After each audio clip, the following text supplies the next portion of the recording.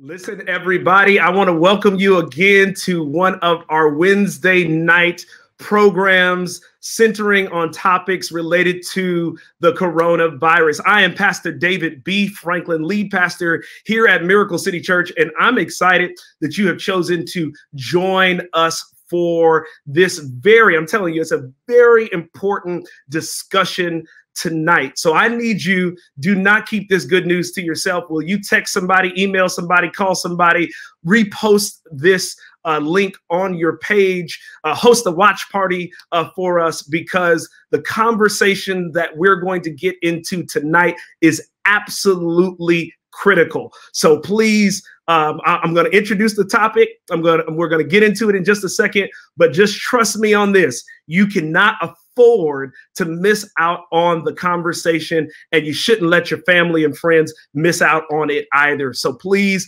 share this, invite some folks in as we get prepared to get into this conversation, because as you know, each Wednesday, we have been journeying through this crisis together. It has been our hope. It has been our desire here at Miracle City that we would be able to provide some clarity in the midst of this crisis, and that you would have some information, some practical steps, some tools, some resources that you can use to ensure that you are navigating this crisis well. We said from the very outset that even though we're in times of quarantine and we may feel isolated, we're going to do everything we can do to make sure folks are connected and that we are able to even thrive during this time of crisis and quarantine. And so that's our focus for each Wednesday night at 7 p.m. for us to be able to come together, share in a time of learning. And it is our prayer that it would bring uplift to your life and that you'd walk away with some keys and some tools to improve your journey during this crisis. Well, May is Mental Health Awareness Month. And during this month, we've dealt, in fact, over the last several weeks, we've dealt with kids and mental health. We've dealt with overall mental health. But today, we are going to deal with mental health in the African-American community. And this is a critical topic. We've got to deal with this because according to Health and Human Services, the Office of Minority Health, African-Americans are 10% more likely to experience serious psychological distress. And yet only 30% of African-American adults with mental illness receive treatment each year compared to the US average of 43%. See, there's some challenges here. Not only that, Dr. David Williams, chair of the Department of Social and Behavioral Health at Harvard University, he was also a previous guest here. He said in a recent article in the Washington Post, listen to this, the unrelenting stress that so many Black Americans experience means their physiological systems for coping with stress never get a break. They are always on high alert.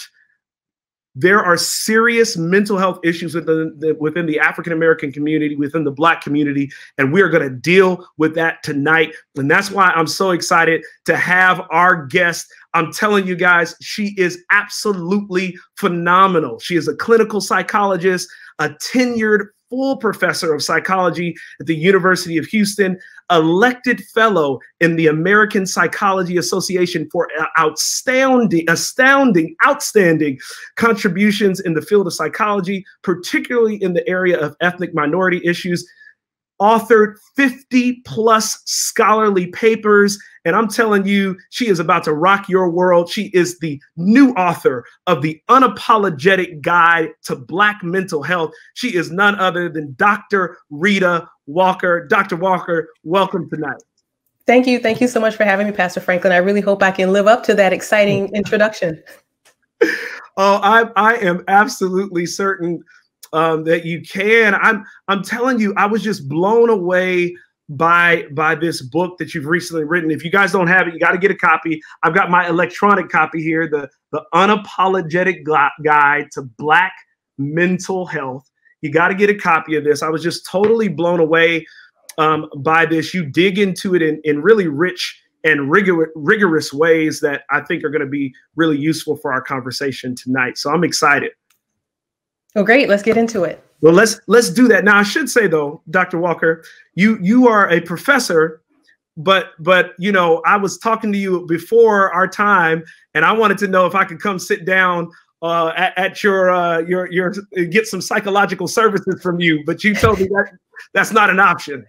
It's not an option, and not just because I'm in Texas, but it's unfortunately I don't provide direct psychological care for patients. I'm licensed to practice, and so I use my license to supervise our doctoral and PhD students who are working on their degrees. So I'm not providing services as of yet. Okay. All right. Well, we will do our best to provide as much information during this session that people can use to their advantage. All right. Absolutely. So Dr. Walker, I want to start here because I feel a lot like Dr. Akbar. He wrote your foreword. I was blown away by this book. Here's what he says. He says, this book is so engrossing. It's so engrossing that when I received a pre-publication draft of it several weeks ago, I expected to use my old professorial skills of quickly skimming the manuscript for basic overview of its content and general direction, as I had done for thousands of student papers for several decades, but I got trapped. and that is the way that I feel as I was reading this, is that this book traps you because of its accuracy. And so I'm hoping that folks will get trapped as a result of this conversation, because I believe there's some useful principles in it. And so let's dig in. Okay.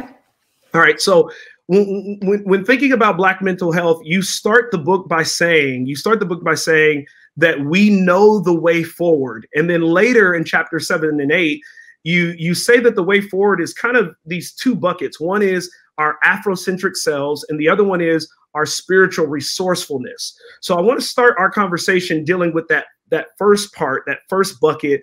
What effect does a positive attitude about our Blackness have on our mental health? Yeah, I love that question. And actually, if we can start with just the fact that we have the data, we have the evidence that we have the way forward, because someone might read that and say, well, what you mean? Like, why would you say that? Black folks have been through some things in the US and in the world and are still here. And that's not by chance. It's because of who we are and what we have in us. Like, if we ever just sit down and watch any of the civil rights, films, watch any of the documentaries, read about what has been endured, read the news from last week, we know that we have been able to endure. So we have the evidence. What is the evidence? It is, in fact, who we are as African people. So unfortunately and sadly, a lot of us think of, when we talk about ourselves, we'll say, we had a history of slavery and we were slaves. And I tell my son, don't ever let me hear you say we were slaves. We were enslaved people. We were enslaved humans who were doctors and lawyers and spiritual healers. Like, we had our gifts and talents that we brought with us. And so we didn't lose those talents just because we became enslaved people. And it's because of those talents that we've been able to survive so many atrocities. And part of that, at the foundation of that is a sense of a higher power, that is bigger than us, that empowers us to be able to come up with creative ways to survive. And I mentioned in the book, I'm not encouraging people to go out and eat the worst parts of the pig. I'm not encouraging that. Yeah. But I'm saying that in order to survive, we have figured things out using what we have. Yeah. And so if we can kind of clear away some of the mess and tap into our strengths and tap into our talents and not just see ourselves as people who came from slavery, then it opens up a whole new world in order for us to be able to fix some of the things that have been happening in our community. Yeah, that's so good. And let's dig into that higher power piece, the second bucket that you talk about, because you say some things, Dr. Walker, that can be viewed as almost competing or even contradictory, right? Because in one sense, you say that our faith in God has allowed us to not have a psychological fortitude score, which we'll talk about psychological fortitude in a little bit, but it allows us to not have a -40 PF score, right? But on the other hand, you say that despite our faith in God, it could inadvertently hinder us from achieving optimal psychological fortitude. So do those statements contradict themselves? Or, and if not, when is religion good for our PF and when is it bad? Well, Pastor Frankie, you put some layers in there. You put a layer on top of a layer. And so one of the things that I think is important for us to do is maybe to separate like spirituality and religion or religiosity, and to see spirituality as a way of living life, like the meaningfulness of God, of higher power in our lives.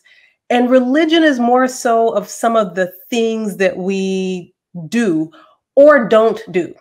So where spirituality is good is, giving us faith and hope and recognizing, yes, we can survive this. Yes, I do have what I need in me or somewhere in my community to be able to be successful and achieve my goals. At the same time, if one of my hindrances is something serious, like impairing anxiety, really impairing depression. And I go to a person of faith, whomever they might be, and I talk to them about it because I'm trying to get help. And that person says, well, all you need to do is pray about it. I get that. Please pray. Pray for answers. Pray for help. Pray for solutions. But for people who have serious challenges, that can't be everything that we do.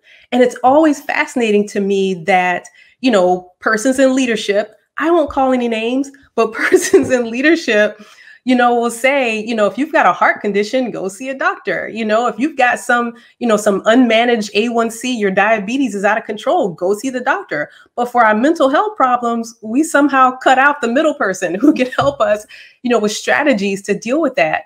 And it's just not okay. It's not. And I know that some of the leadership feel beat up upon. You throwing us some shade. You have a lot to say about my profession in particular. In fact, one of the statements that you make, I think this is serious. You say that the topic that is most risky in Black church pulpits is depression, not tithing. So come on, give me the tips. How are pastors hurting or helping mental health? Right? Help me rectify the error of my ways. I'm really glad. I will say I'm really glad that we're having this conversation, because it does suggest, some different kind of thinking, because it's not all pastors. It's just not. And I am clear about that. So I'm trying to kind of shift the ones who aren't up for having this kind of conversation. But I do think that, when pastors will say from the pulpit, because the pastors are the leadership, and when they say from the pulpit, just pray about that depression and everything is just going to be all right. Maybe that does work for some people, and the miracle does happen. But for people who pray and they continue to be depressed and they continue to not be able to manage life, it can actually exacerbate things, because then they're thinking, well, what's wrong with me? I prayed. And so if my prayer didn't work, maybe there's something wrong with me. When maybe what they could have done was to find a professional who could help diagnose them, because unless people have, graduate degrees in mental health, they can't diagnose themselves. Then they need to find a professional who can help them find the way. And it would really be nice if you could talk to more of your peers about doing just that. You trying to give me assignment, Dr. Walker? You trying to give me some? Yeah, look, 1,000%. My wife is a mental health professional. So she's worked on my brain and many others. So I espouse this idea of going and seeking help, because I think it's valuable. And I would agree with you that it's important that more leaders, more pastors, in particular, Black pastors, even more in particular, that we take the charge in sharing this message, which is one of the reasons why I'm glad to have you on. And I'm also glad that you balanced your shade, okay? Because the shade just wasn't for the pastors, but the shade was for the members too. I'm going to read some things you said. You said this, Dr. Walker. All right, you said this. All right, so here it is. I'm going to read some things you said. You said, talking to the pastor is not getting mental health care. This is what you say to members. Then you say, stop acting as if God supplying all your needs is why you do not go to see a professional. The reality is you use your religious doctrine to support your fear of talking to a stranger. My.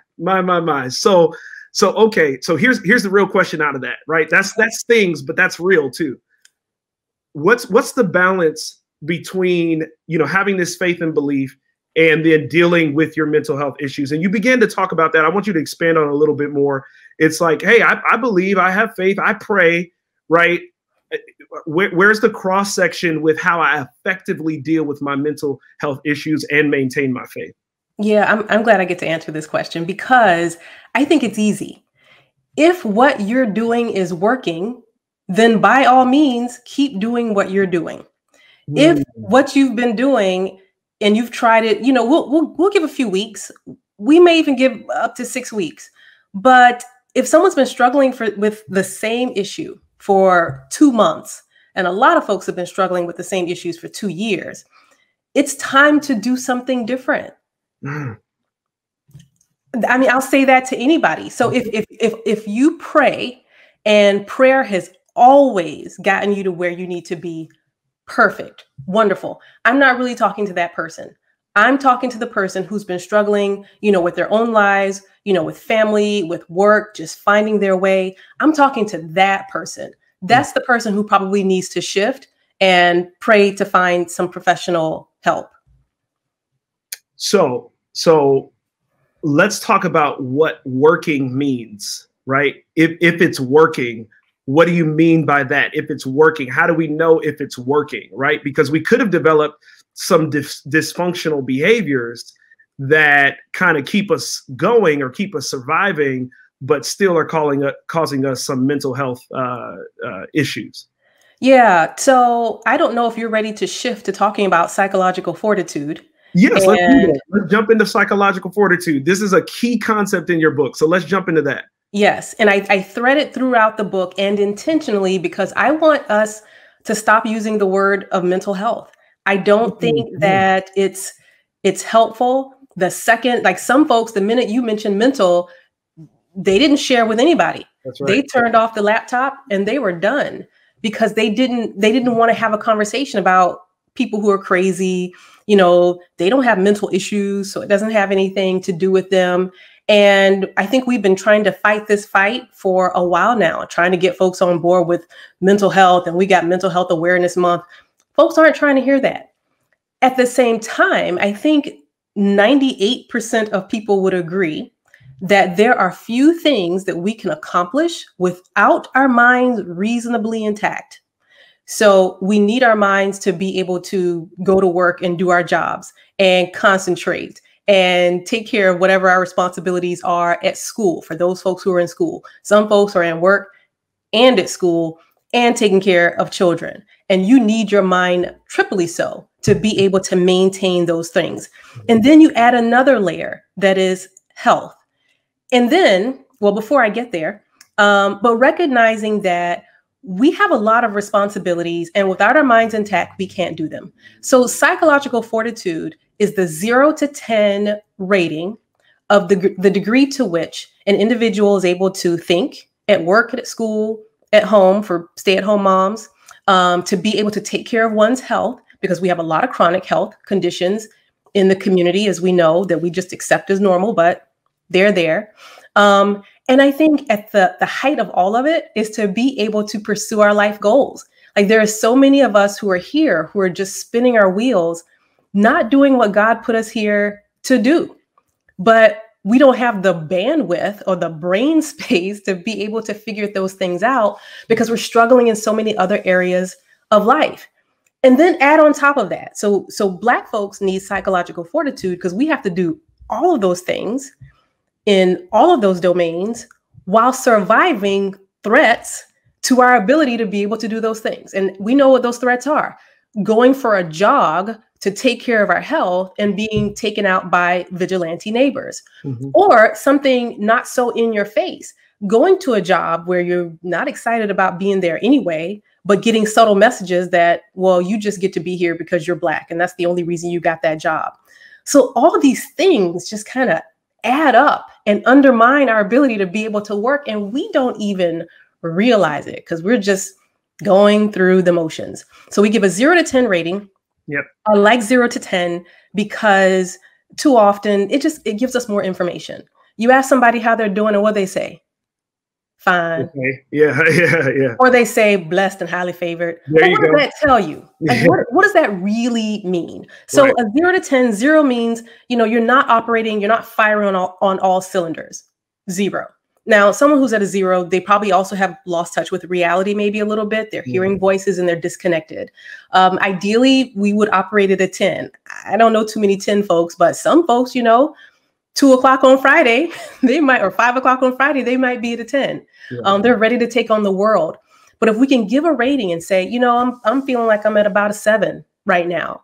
Like, okay, there may be some things you can do in life, but you're getting by. A lot of people are operating at 4s and 5s on most days. They really need to be able to shift. And so when we talk about if things are working, like, okay, you're at least a 7.5 or so and higher on most days of the week, of the year, great. But if you're falling a little bit lower and somebody's saying, well, just pray about it, it's not going to be enough. That's not it. That's not it. And I like the way you frame this because there's a suggestion that with life, there's some ebbs and flows, right? So there's going to be some days and that kind of, I think, hopefully releases some people, right? There's going to be some days that you're going to fall on that scale, right? It's going to be a 4, right? But the issue is the sustained, what sustained state are you in? And is that sustained state, at a 4, at a 3, even at a 5? And if it is, then we need to think about what we're doing. Then that would suggest, going back to your earlier point, that whatever we're doing is not working. Right. And I get that a lot of people are still, regardless of this conversation or whatever someone hears, they're not going to go tell somebody their business. I get that. But still something different needs to happen. And so that could look like calling up a friend, or it could look like scheduling a Zoom meeting, with somebody now during our social distancing experiment. But doing something, so that they can just shift the space that they're in. I found myself this morning just like getting in my head over some stuff, just thinking about everything I was doing today. And I was like, okay, I'm not being productive at all. I'm just in my head. And I said, Alexa, play some contemporary jazz, And so Alexa played a song and I was like, oh, that's a nice song. And it got me out of my head and allowed me to be able to get from that moment to the next moment so that I could be productive. But we have to be aware, right? We have to be continually aware of how we're doing so that we can be intentional about making an adjustment. These check-ins, these self-check-ins, remaining present in the moment. This is critical to being able to self-correct, or evaluate our psychological fortitude at any given moment. Oh yeah, absolutely. And that in and of itself is psychologically healing, because again, so many people are just, trying to get by. And I get it. I have a child at home. And so trying to balance all of the things that have to happen and also somebody else's stress, right? And so when we find ourselves in a place where we're overwhelmed, it makes us less effective when we're engaging in important relationships. So we have to be aware. And it's okay. Somebody might say, oh, wow, this whole day. And I like to use myself as an example because I'm human too. The first couple of weeks of coronavirus, I didn't realize that I was in a fog, but I was being pretty unproductive. And by week 2, I was like, this is not okay. And then I had to figure out okay, what's going on? And to be honest, I wasn't sure at the time, but I knew I needed to do something different. And my something different was, I said, I'm going to turn off the TV earlier. So I'm not going to watch all the coronavirus news for the whole day. I'm not going to do it. And I told myself I would turn off the television by 4 p.m. Well, guess what? That didn't work because I still kept the TV on. I couldn't do it. And so even sometimes we make adjustments. The adjustments don't always work. It's okay to take a step back and say, okay, that didn't work. What do I need to try differently? So the next day I said, okay, I won't turn on the television before noon. And that did the trick. In fact, I didn't turn it on until closer to dinner time. So we have to experiment with ourselves. And for those who aren't ready to see a professional, That's fine. Try little experiments, make adjustments, figure out what's going on that is the most challenging thing in your life, and make the adjustment and see what that does. This trial and error thing, I think, is freeing, right? It's freeing because it helps us to, it empowers all of us to know that we can solve these problems. And because we've had a failure does not mean that we're going to have to remain in whatever state that we are in. Well, exactly. 100%. Yeah, I love this. So I want to go back to a idea that you brought out just a moment ago about racism. In fact, you have a whole chapter called "Racism is Bad." You listed as one of the one key threat to our psychological fortitude. So in fact, you give some specific reasons why living while Black can cause anxiety, and you give a list of things we can do about it. So can you share some of the strategies we can use to maintain our psychological fortitude? I love this new language while in the face of racism. Yeah, you know, a lot of our well-being is about the things that we have in our control, right? So we were talking about the experiment and the things that we can shift and the things that we can adjust. And racism, and even the more subtle forms of racism, you know, it can be even more problematic because we don't have control over that. We try to create control, you know, by worrying, you know, say a relative or a young child is out riding their bike and mom's being hyper vigilant about that. You know, so there are things that we think we can do to have some sense of control.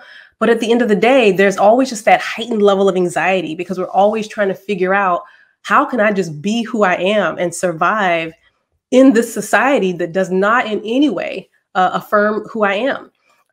But I do think that there are, especially with some of the things that are in your face that have happened and that continue to happen. One thing I mentioned about myself and turning off the television for the coronavirus news. These videos that show up, and folks have started to call it, you know, it's I forgot the language that they've been using, but these videos that replay over and over again of the trauma against Black women and Black men and children, we have to stop watching it. It has adverse psychological effects. The research has shown for weeks and sometimes months after the event, and we don't even realize it. And so we can read, you know, so you can read the article, because I know everybody wants to be informed, and we want to be informed, but watching the video is problematic. And then we can do things that are more proactive. You know, I have been inspired by mothers who've run for Congress and who have started nonprofits, you know, who have connected with other moms to provide support. You know, the rest of us can be writing to Congress people, you know, so that these DAs who don't deserve to be in positions making decisions are removed. You know, there are active things that we can do that go much beyond, or go further beyond, well, I'm going to watch this video and express my Twitter outrage and then go on, because it can stay with us. And we want to be part of a community that starts to change these narratives. Read it, don't watch it. What's that? That would have been nice for me to just say that, huh? Yeah, no, not at all. No, I'm not trying. I just want to put a fine point there, because I think you're right. This idea that the residue of what we see remains. It has a greater impact. And then sometimes I know even for me, it's just this sense of hopelessness. Like, you know, we keep seeing this over and over and over and over again. You know, and you make efforts, you protest, we're doing things locally in our community, and still, you get new leaders elected, and still, so it can, I'm just affirming this idea that it can have such a damaging impact on our psyche. So that's we could talk about that for our entire time, but you share some other things in this book. So I want to take a pivot, because a lot of your research prior to this was in suicide. So, and you take a considerable amount of time in the book to talk about suicide. One of the quotes you make, is that resilience in the face of adversity is both a strength and a weakness for Black people. a strength and a weakness for Black people. And you talk about how this impacts the way we see suicide. So I want to ask you a question. How does our perception of ourselves as resilient people who can make it through anything, how does that sometimes make us unsympathetic to the idea that a Black person would die by suicide?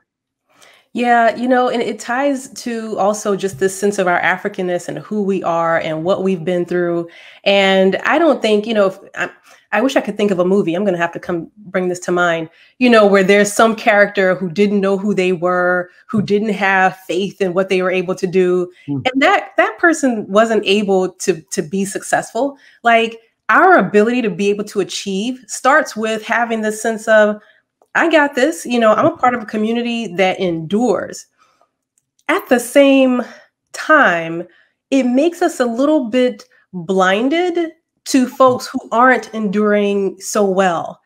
And that's great, you know, that we're strong and successful. And, you know, I don't always subscribe to the idea of the strong Black woman, but I know a lot of folks find joy in it. But this idea that we are strong no matter what. And so it keeps us from being able to reach out to people who are having a bad day. Because when folks are in crisis, it's not that they're crying for help, but you know what, even if they are crying for help, then why not help? You know, but it makes us, we're not able to perceive when someone is reaching out for help because they could be thinking about taking their own life. And because we see Black people as, oh, and I still hear it. I've been doing this work for the better part of 2 decades, but I still hear, well, Black people do that? Black people kill themselves? And yeah.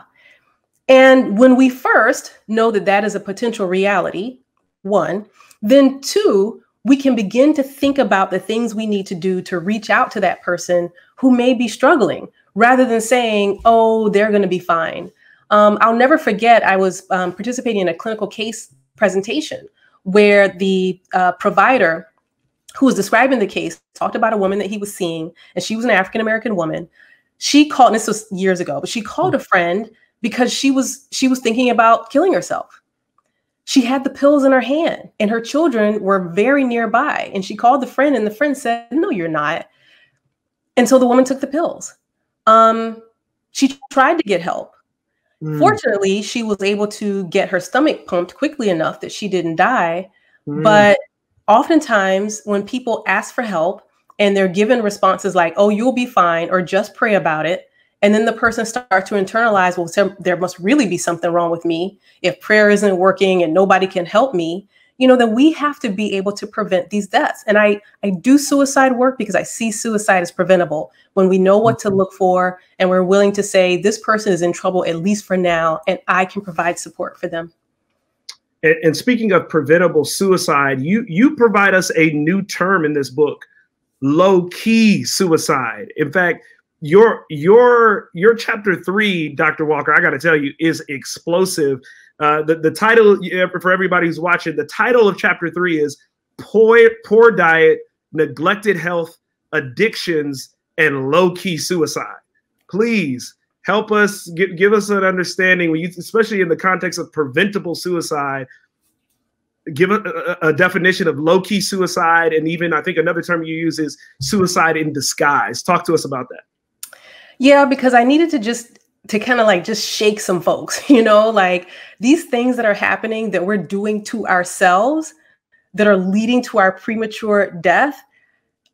Some level, it's got to be a type of suicide. Now, the definition of suicide among suicidologists and people who have been doing this work is that suicide is a death by poisoning, hanging, suffocation, or some other violent means in which the person intended to kill themselves.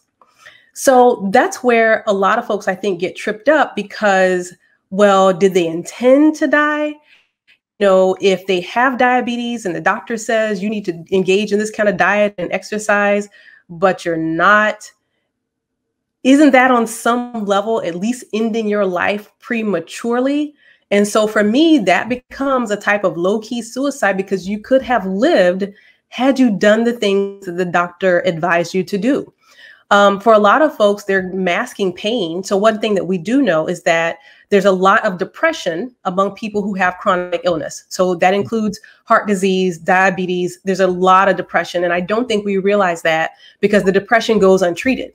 And so I can't expect for somebody, you know, who is depressed and have low energy to be able to go for walks, eat what they're supposed to eat, you know, especially if the food is comfort food. They're depressed. And so they're eating so that they can feel better, but not even realizing all of the pain that's kind of underlying these serious health problems. And so in my mind, if we can start to call out some of these things, then we can begin, and I'm not going to should, because, you know, I don't like the word should, you know, then we can begin to try and address some of those challenges. Yeah, so and speak about, you talked about this a little bit, but this idea around the support that we may be able to provide a family member or a friend who may be experiencing chronic sickness and is depressed, but it's gone undiagnosed, right? And so they're leaning into some self-destructive behaviors. What kind of support can we provide to a family member or friend who finds themselves in that situation? Yeah, you know, we have to be, I think, first and foremost, non-judgmental listeners.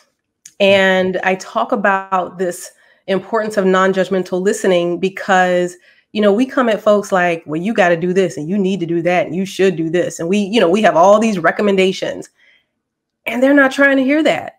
And it's funny because when we reverse positions, if somebody's telling us how to do something that we don't want to do, we're not trying to hear that either.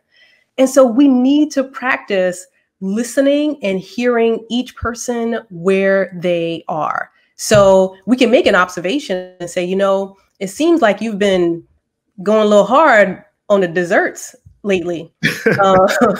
You know, I have some concerns about that. So we can express a concern, but then in other spaces, just say, you know, how have you been doing? And they might say, you know, I'm doing fine. I'm blessed and highly favored. You know, but say, you know, on a 0 to 10, my son literally did this to me last week. On a 0 to 10, you know, 0 being, you know, you're not happy at all with life, but 10 being that you're as happy as you can be. What rating would you give? And then let them just give you a number. It's like, wow, you know, and respond wherever they are. Like, ooh, like a 6, you know, tell me more about that. Or, you know, you want to talk about it? You want to do something? They might say no and walk away. You know, don't push people to talk when they don't want to. The number one question that I get from these kinds of conversations and whenever I'm doing a workshop is, well, how do I get somebody to do something they don't want to do? You don't. You don't. You cannot. And I see the frustration on their face because they're thinking I'm going to give them some magical answer. And it's not. There's no magical answer. There is being present because at some point that person might want help and they need to know where they can go to get that help. And if you've been the non-judgy person who has expressed concern, then guess what? They're more likely to come to you when they're ready. And in this time when we're in quarantine, we're in isolation, anxiety is running high, right? That non-judgmental voice may be the key to somebody seeking help for their, we'll call it not, we won't call it a mental health issue. We'll call it low psychological fortitude score, right? That non-judgmental person may be just the answer they need. And in thinking about anxiety, let's talk about that because you kind of talk about anxiety, stress, and depression in different terminology or different ways. In fact, you say anxiety-related problems are the most common occurring problems in the U.S. In fact, let me repeat that. You say anxiety-related problems are the most commonly occurring programs in the U.S., and then anxiety is the most common threat to our psychological fortitude. So here's what I want to know. How do you know when you're feeling anxiety? I'm working on a PhD right now. You know, I'm a little bit stressed about the work that I've got to do for the remainder. This is my second year, the remainder of the second year. You know, there's moms at home that are stressed out because you're trying to deal with the parent, you know, your kids. There's dads who are doing the same thing. How do you know the difference between, hey, this is anxiety, this is just general stress, or this is depression? Yeah, so I can answer that, and then I'll try to give a summary of kind of the threshold of what to pay attention to. So, psychologists tend to think of anxiety as falling more in that worry and fear domain. So, there's a lot of different types of anxiety, which I do try and break down in the book. And so I won't do that here. But if we think about anxiety as just the worries, the things that we tell ourselves, that are problematic, and we just worry and we have these ruminative thoughts in our mind over and over that replay, that kind of escalates our anxiety. And we can include fears in that. So, fears of going out in public. I think we will see more anxiety as the time goes on. Depression is more so about loss and sadness, and for a lot of people, depression and anxiety do, I won't say overlap, but they co-occur. So the research shows that people are about 50% likely to have both anxiety and depression. Sometimes it's because the worries and the fears have escalated so much that we start to feel sad and down and agitated as a result. So they can often co-occur. But what I think is important for people to realize is when they get to a point when they just feel like they're not managing all of their stressors okay. So we all have stress, right? Like stuff is just happening. And we can say PF for psychological fortitude, because I know it's a long word. And so with our PF, we recognize that some people can handle more than others, right? So when you think about the SPF and sunscreen, some people can be out in the sun longer without their protection. Some people need a little bit more effort. So we might have two people who have the exact same seeming circumstances, but one person's PF, they just need a little bit more help than the other person. If you're feeling like, you're losing your patience, raising your voice at the 3-year-old who's just trying to figure out how to play bubbles.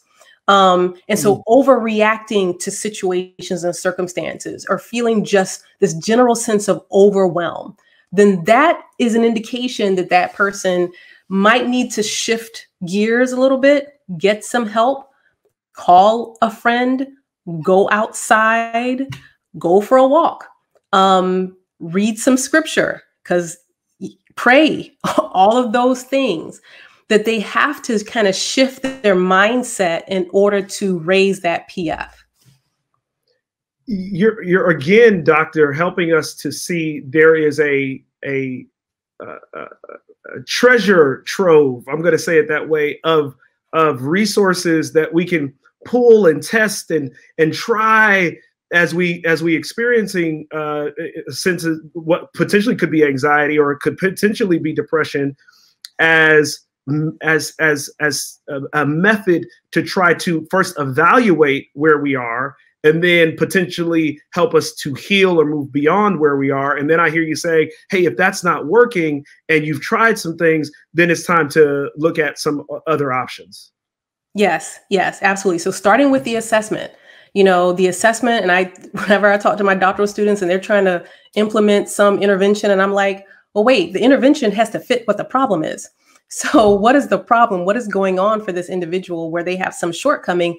And then, yes, figure out what they can do. And for one person, going for a walk might help.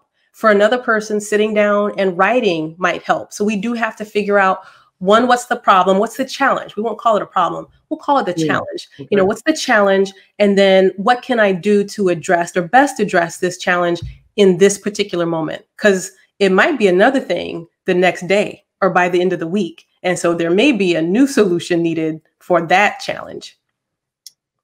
Okay, so Dr. Walker, we've gone through a lot already. But one of the things I really like to do, and you've been doing it all along the way, is make sure people have practical tips and steps. And we talked about therapy several times, but there's still somebody out there who is not on the boat. They're not with it, with this therapy thing. So what do you say to the person who says, you know what, I haven't had a nervous breakdown yet, so I don't need to go to therapy? Yeah, I could get a little stuck with that, because I'm thinking, is that really the threshold? Like, is a nervous breakdown the threshold where we are? Because I'm thinking nervous breakdown is a PF at about a 3. But how far is that from a 7? Now, if someone says, if I'm at a 6, I'm good and I'm happy, fine. I'm not judging that. I'm great, 6. If that's where you are comfortable.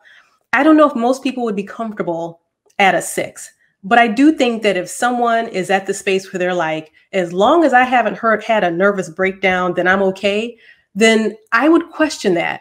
If that's where that person is, fine, great. I don't question it. If I was a betting person, then I would say that's probably not where they want to exist. And so if they are at, say, a 4 to 5, and they're feeling like, because actually a 4 to 5 would suggest that they're not firing in some area. So they're not firing in some area of life, work, school, maybe their health is poor. They've been trying to lose that last 25 pounds and it is going nowhere and they have no idea why. Then they probably need to get some help. And I can't imagine that someone who is at the threshold of, if I haven't had a nervous breakdown, then I'm okay, that maybe they just need to sit with that for a little while. And I am not one to say, well, that's not okay. I just encourage them to revisit that. And if that's the best that they want for their life, then okay. You admit that finding a good therapist can be difficult. What can we do to improve our success as it relates to finding a good therapist? Well, I do think that we have to be as open-minded about finding a therapist as we are about finding a good hairstylist or a good barber. Watch it now. Watch it now. Come on now. I mean, we get recommendations. We go to one person and they didn't work out and they say, well, but I got to find somebody. And so we diligently get out there and find the person. Once we find that good stylist or barber, we hang on to them for dear life. We have to have that kind of tenacity. Now, I do recognize that if someone who is, struggling emotionally, they're not going to want to be trying out all these different people. But at the same time, we have to find someone who's a good fit. If the therapist, personality wise isn't a good fit, it's not going to work out. And so I encourage people to come up with a list of at least 3 or 4 people from jump. So I don't just try one and hope for the best. Go ahead and have a list of 3 or 4. So there's not the pressure for the first one to work out. And then talk to them on the phone, especially if being African-American is central to your identity. Ask that therapist, what % of your patients, past or present, have been Black or have been Nigerian or Haitian? Like, what % of your folks have you dealt with kind of look like me? And we know when somebody's uncomfortable with a question. If they're uncomfortable, then they're off the list. And then we can kind of keep it moving.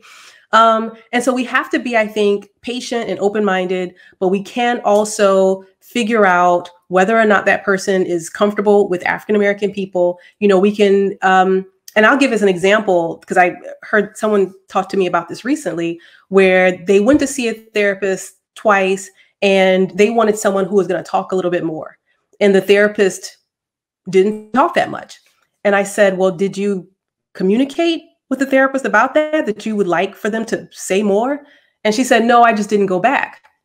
Well, it's okay to give people feedback because maybe they don't know. But if you give them feedback and they're non-responsive, then you can say, okay, on to the next. But there are several things that we can do to be intentional about the process, starting with being open-minded. What do you say to the person that says it's too expensive? Well, I do understand that, and there are options. And so one of the things that I mentioned, or one of the options that I mentioned in the book, is universities in major cities tend to have doctoral programs where there are therapists who are supervised providing services. Most people don't know this, but I've worked at 4 over the course of my career. And so I know we're out there and people do find us. And so if someone's in a major city where they have access to a university setting, there's a psychology department, they can call the department and say, hey, this is what I'm looking for. Do you all have a clinic? And they can let them know because 1, they get good care, and 2, they offer services on a sliding scale. I didn't say that up front. So the services tend not to be at full price. For people who are really at the lower level of the income spectrum, there are federally qualified health centers around the country where they offer, they call it behavioral health. Sometimes they'll say behavioral health and mental health, but behavioral health tends to be what folks are looking for. And again, they offer services on a sliding scale. It's based on income and insurance level. So Dr. Walker, let's close with some practical steps, okay? Which you've been doing it all through, but it's like, what more? But you mentioned some other stuff. I'm telling you all, this book, I get no royalties from this. I want to say that I get no royalties from this book. I don't. Dr. Walker and I just met before we did this interview today, right? So I have no investment in this, except that I believe that it is a useful resource for our community. And so I want you to get it. I want you to delve into it, because I think it can really be helpful. And so you have practical tips all the way throughout, but there's 3 towards the end in chapter 11 that I want to literally just throw out the topics to you and let you deal with as much or as little of these 3 things that you can. You say, breathe deeper. You discuss useless things. And then one of your favorite topics is stop the shoulding. Stop the shoulding. All right. So breathe deeper, useless things, stop the shoulding. Talk to us. Yes. And I made a note so that I could keep up. So breathing is obviously something that we all presumably do. I'm guessing everyone who's watching now is breathing. However, we don't breathe as effectively as we can. And so over time, we've gotten to be really lazy about our breathing. And so we don't breathe diaphragmatically, which is the most effective way that we can breathe. And so anyone who wants to just Google diaphragmatic breathing, and I'm not going to spell the whole word, but it's got 2 M's in it. Google diaphragmatic breathing so that you can learn how to breathe from your belly. Usually when we take a deep breath, we breathe from our chest, but that's more shallow breathing. When we practice our breathing, it's important because 1, it's easy. It's something that once we practice, we get easier, get better at it. But with our shallow breathing, we don't get as much oxygen into our bodies as effectively as we can. And this is something that we've just started to do over time. The other thing is that deep breathing takes us out of whatever the stressful situation is that we're going through. So you've just had a conversation with a supervisor, or you're anticipating a conversation with a supervisor. Just focus, take some deep breaths. It takes us out of our thoughts and our thinking. It takes us out of our anxiety, at least for a little while. The useless things that we say to ourselves. My background, I identify as a cognitive behavioral therapist. And so at the root of that is the things that we say to ourselves to create unnecessary emotional distress. The example that we like to use when we introduce this to our patients is, imagine you're walking down the street and you see someone you know and you wave, and the person doesn't wave back. Well, what all is going through your mind as a result? You could say, well, they didn't see me. Okay, that's a possibility. Well, they saw me and they ignored me. Okay. So how do you feel as a result of those 2 different thoughts? When you think someone saw you and just didn't wave, you feel a certain kind of way. But if you're able to say, well, they just didn't see you, it's like you're neutral. You have no feeling about it. Nothing about that person's behavior has changed. They're just walking down the street. But oftentimes we add our own thoughts to a neutral situation that makes things worse. We feel a certain kind of way. Some of us get downright angry. And some of us, just get to a space where we don't even want to talk to the person no more. Well, I saw them the other day and they didn't speak to me, so I'm not speaking to them. And it creates unnecessary just stuff. So we have to pay attention to how we are interpreting things that are going on. And we have to be willing to ask questions. So when you see that person again, say, hey, I saw you the other day. And they might be like, oh, really? I had a lot on my mind. Because that happens a lot. A lot of people are just kind of in their own world struggling. And then finally, the shoulds. The shoulds is one of those things that gets in our head. I'm a Christian, so I shouldn't be stressed out. So I don't have to talk to nobody. Yeah, that's not going to help you to get the help that you need. The word should, in my mind, is just useless. It's not a helpful word at all, because should suggest that we need to be doing something other than what it is that we're doing. If, for example, and I'll use the example of someone who's, overeating cake when they don't need to, and it's not good for their diet, their health. If that person's eating cake, then something about them desperately feels like they need the cake. And I'm not going to go to them and say, you shouldn't be eating that cake. I might alternatively say, you know, it's not helpful for your overall health if you're eating that cake, and then leave it alone. We get upset with our family members at home because of things they're doing, and we feel like you should be helping me, or you should be taking care of fill in the blank. Well, people don't respond to that so well. So why not say, you know, it helped me out a lot if you could fill in the blank, whatever it is. You know, so should is a thing that gets us in a lot of trouble. And sometimes, like I said, I started out saying we should on ourselves, where I shouldn't be experiencing this. Well, if you're experiencing depression, anxiety, whatever it is, then it is real, and it's okay to pay attention to it and get some help. Yeah, I think you say, in summary, I'm paraphrasing here, that the shoulds cause us to deny the reality of where we are.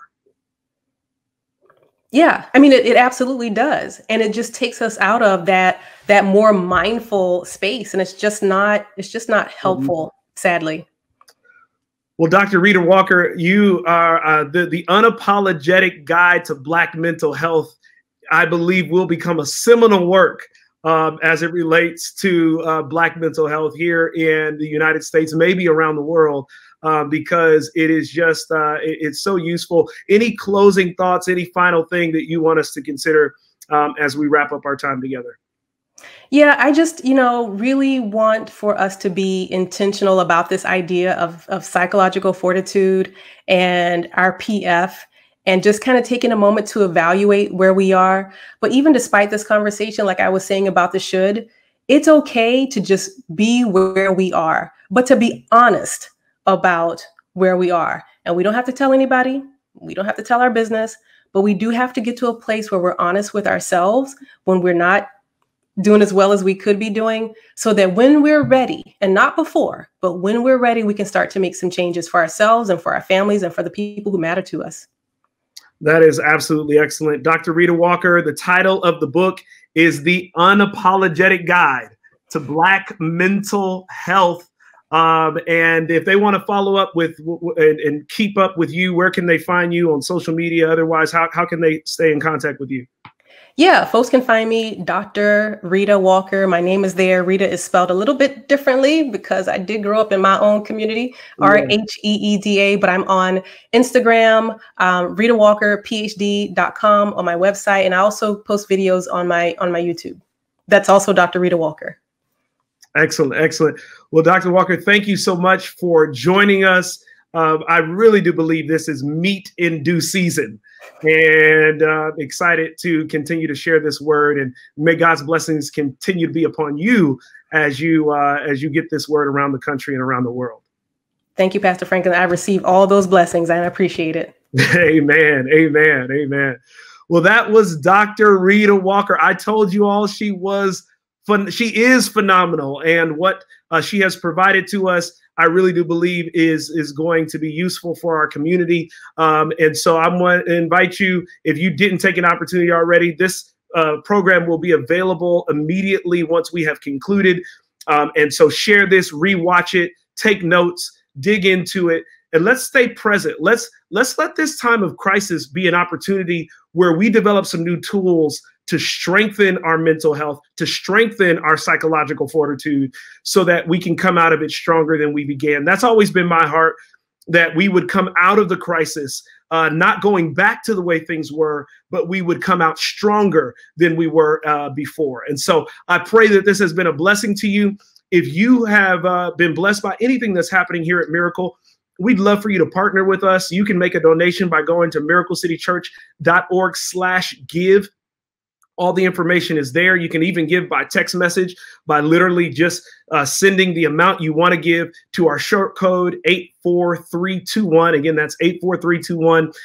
If you are a blessing, we know that we can continue to be a blessing to others. And I should also let you know that every Saturday at 12, we have our worship experience. So we'd love for you to join us for that virtual worship experience every Saturday at 12 p.m. And last but surely not least, we've provided a special prayer session for you. So if you want to continue continue this time and spend another hour in prayer, you can see that in the comment section, there's a Zoom link. Click on that link. Jump into that prayer room, and there is someone who is there to facilitate a powerful prayer experience for you. So again, thank you. I'm Pastor David B. Franklin. This has been another Wednesday experience with a topic around coronavirus topics, and we pray that it is a blessing to you. We will see you again next Wednesday at 7 p.m. Eastern Standard Time. May the Lord bless you and keep you until then.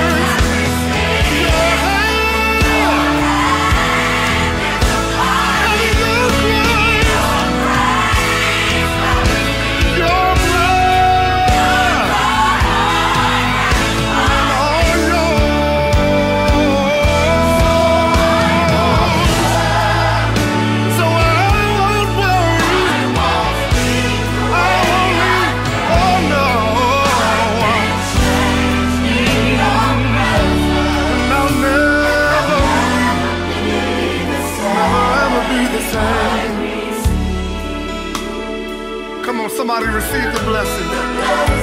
Ooh, oh, I receive